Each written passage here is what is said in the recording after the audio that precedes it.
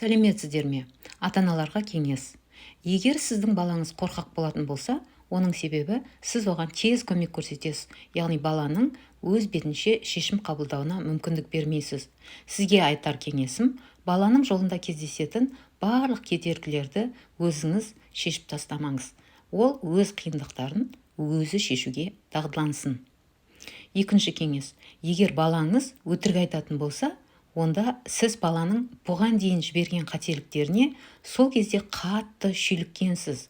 Бала содан қателік жасаудан қорқып қалған. Енді өзін кінәлі сезініп, және сіздің көңіліңізді қалдырмайын деген оймен жалған сөйлейтін болып қалыптасқан.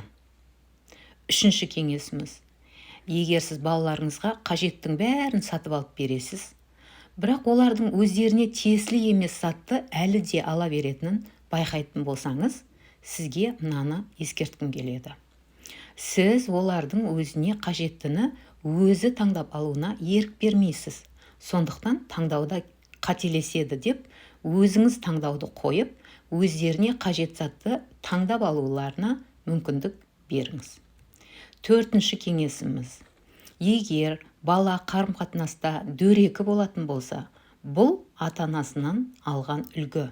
Сол сияқты үйде кіммен бірге тұрады, солардан жұққан жаман қылық. Сондықтан баланың мінезі қалыптасып жатқанда, үлкендер мен ересектер өздерін барынша мәдениетті, сыпайы ұстаулары керек. Тіпті көршінің де осыған лайықты болғанын ойластыру керек.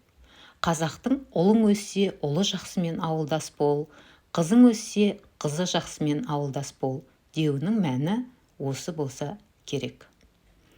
Бесінші кеңесіміз, егер балаңыз тез ашуланатынын байқасаңыз, не істеу керек? Мұның себебі баланы мақтамайтыныңыз, не ол өте аз мақтау еститін болу керек. Сондықтан бала тез ашулана салу сияқты жағымсыз әрекетімен өзіне назар аударуды шығарған. Ендеше баланы жағымды әрекеттері үшін мақтап, марапаттап отырған дұрыс.